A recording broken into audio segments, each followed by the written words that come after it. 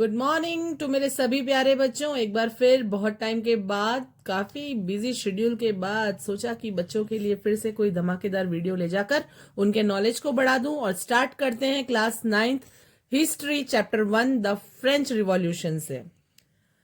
तो the French revolution जो था 14 जुलाई 1789, पेरिस की गलियों में सिर्फ शोर नहीं था, रिवॉल्यूशन उबल रहा था। स्टार्ट होता है 14 जुलाई 1789 से। फ्रेंच रिवॉल्यूशन की शुरुआत यहां से होती है कि जो किंग लुइस 16 होता है, अपनी आर्मी को यह कमांड देता है कि जाओ पेरिस में जाकर देखो कि लोग क्या कर रहे हैं, राजा के बारे में क्या सोच रहे हैं। So the king had commanded troops to move into the city. And लोगों में यहां पर एक अलग ही अफवाह फैल जाती है, रूमर्स फैल जाते हैं कि किंग ने ऑर्डर किया है अपनी आर्मी को कि वो सिटीजन्स के ऊपर ओपन फायर कर दे। यानी कि किंग ने तो ये देखने के लिए बोला अपने ट्रूप्स को कि जाओ और देखो कि what are people doing into the city. But the rumors were in people that the king ordered the army to open fire upon the citizens. नागरिक बहुत डर जाते हैं, सिटीजन्स घबरा जाते हैं और आनन फानन में टाउन हॉल में 7,000 पीपल इकट्ठे हो जाते हैं। So the 7,000 people gathered in town hall and forms militia, और वहां पर अपनी खुद की एक मिलिट्री बनाते हैं, मिलिटिया नाम होता है उसका। और फिर उसके बाद यहां से बहुत सारी गवर्नमेंट बिल्डिंग्स को तोड़ते हैं हथियारों की तलाश में। So broke into a number of government buildings in search of arms. यहां पर ही सब कुछ खत्म नहीं होता, इसके बाद ये लोग जाते हैं सिटी के ईस्टर्न पार्ट्स में। They storm eastern part of city, जहां पर फोर्ट्रेस, किले की जो जेल होती है, फोर्ट्रेस प्रिजन होती है, जिसका नाम होता है द बेस्टाइल। और ये लोग सोचते हैं कि जेल है तो खूब सारे हथियार भी मिलेंगे यहाँ पर। इनको आशा होती है कि यहाँ पर खूब सारा होर्डेड एम्यूनिशन होगा, लेकिन वो गलत होते हैं। फिर भी बेस्टाइल का जो कमांडर होता है वो इन लोगों द्वारा मार दिया जाता है। The commander of Bastille was killed. और जो कैदी होते हैं, टोटल 7 ही होते हैं, लेकिन उन सारे कैदियों को रिहा कर दिया जाता है। So the prisoners were released and there was only 7 prisoners. पूरे के पूरे किले को ध्वस्त कर दिया जाता है और इसके टुकड़ों को बेच दिया जाता है बाजार में उन लोगों के लिए जो इस किले की याद को संजो कर रखना चाहते हैं। The fortress was demolished and its stone fragments were sold in the market to all those who wished to keep a sovereign of its destruction. तो इस तरह से लोगों का गुस्सा जो है वो रिवॉल्यूशनर मोड पर आकर ऑन होता है। बेस्टाइल पर अटैक यानी पावर का सिंबल टूटना। उसके बाद क्या होता है कि बेस्टाइल का कमांडर मारा जाता है, 7 प्रिजनर्स छोड़ दिए जाते हैं, बेस्टाइल पूरी तरह से तोड़ दी जाती है, बेस्टाइल का एंड हो जाता है और यहां मिलती है जनता को सिंबॉलिक विक्ट्री। तो ये बेस्टाइल का और बेस्टाइल की तरफ इस पूरी जनता का, पेरिस की पूरी जनता का जाना क्यों इंपॉर्टेंट था? क्योंकि यहां से स्टार्ट हो गया था फ्रेंच रिवॉल्यूशन का सिंबॉलिक वर्जन। एब्सोल्यूट मोनार्की के खिलाफ पहला बड़ा ब्लो। लोगों की पावर दिखी। आज भी 14 जुलाई को बेस्टाइल डे के नाम से, फ्रांस के नेशनल डे के नाम से मनाया जाता है। सो बेस्टाइल को अगर हम एक एंग्री बॉस मान लें तो वो जरूरी है कि किंग को बोलो, पूरी जनता जाकर किंग को ये बोलती है कि केवल किंग ही किसी जनता का दारोमदार संभालने वाला नहीं होता है, अगर जनता चाहे तो उस किंग को भी अपने रास्ते से हटा सकती है। Now come to the another topic, that is 1789 rioting in Paris and countryside.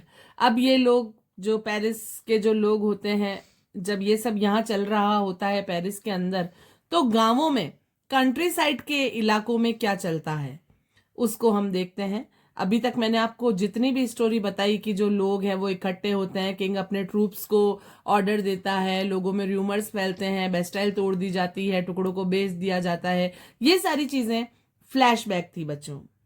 अब हम बात करते हैं कि एक्चुअल उस टाइम क्या कंडीशन थी फ्रेंच सोसाइटी की।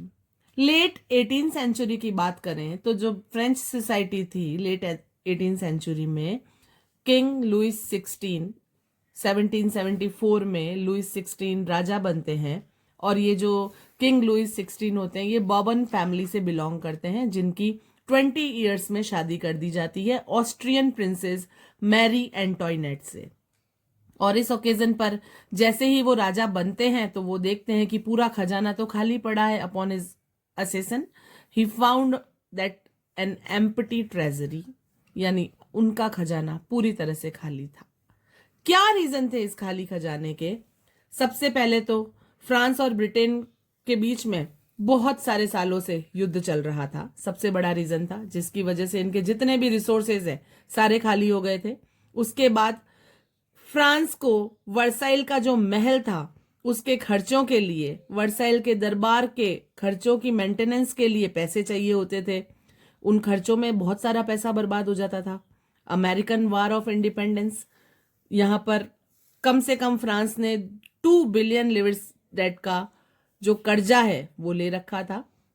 इसमें अमेरिका सीधा नहीं लड़ रहा था फ्रांस से, ब्रिटेन लड़ रहा था फ्रांस से, और अमेरिका जो था वो ब्रिटेन का स्लेव था। इस तरह से अमेरिका और फ्रांस दोनों दोस्त होते हैं और मिलकर ब्रिटेन से युद्ध लड़ते हैं। तो इस तरह से अमेरिका से फ्रांस ने कम से कम 2 बिलियन लिवरसेट का युद्ध के लिए कर्जा ले रखा होता है। तो इस तरह से इतने सारे रीजन हो जाते हैं। उसके बाद हम बात करते हैं और भी कई सारे रीजन, जैसे इन लोन्स पे इनको फ्रेंच के जो राजा थे उनको बहुत ज्यादा ब्याज देना पड़ता है। इस तरह से ये ब्याज, ये खर्चा, ये लोन पे करने में खूब सारा अमाउंट स्पेंड हो जाता है। रेगुलर एक्सपेंसेस, जो रेगुलर खर्चे होते हैं आर्मी के, कोर्ट के, गवर्नमेंट ऑफिसेस के, यूनिवर्सिटी के, इन सभी में भी बहुत सारा पैसा खर्च हो जाता था। तो फाइनली जो ट्रेजर है, जो इनका खजाना है, वो पूरी तरह से खाली हो जाता है, क्योंकि टैक्स कौन देता था? केवल थर्ड स्टेट। बच्चों, एक इस टाइम पर फ्रांस की सोसाइटी में एक फ्यूडल सिस्टम बटा हुआ था। फ्यूडल सिस्टम का मतलब ये होता है कि उस समय फ्रांस का जो समाज है वो 3 भागों में बटा हुआ था, जिसमें सबसे पहला भाग था क्लर्गी। इस क्लर्गी में आते थे चर्च के पोप, चर्च के सारे सेंट्स, और ये राजा से भी उच्च दर्जे के होते थे। सेकंड लेवल जो आता था वो होता था नोबैलिटी, जिसमें किंग और किंग के जितने भी रिलेटिव्स होते थे वो आते थे। थर्ड लेवल जो होता था फ्रेंच सोसाइटी का वो होता था नॉर्मल आम आदमी। तो ये जो थर्ड लेवल होता था ना, हर तरह के टैक्स जो है वो यही पे करता था। बाकी दोनों जो नोबैलिटी और क्लर्गी वाला जो क्राइटेरिया था वो हमेशा केवल एकोमोडेशंस का फायदा ही उठाता था। तो इस तरह से टैक्स जो था वो केवल थर्ड स्टेट ही पे कर रहा है, तो पैसा तो आ रहा है कम और खर्चे हो रहे हैं ज्यादा। अब राजा क्या करता है? राजा मजबूर हो जाता है टैक्स को बढ़ाने के लिए।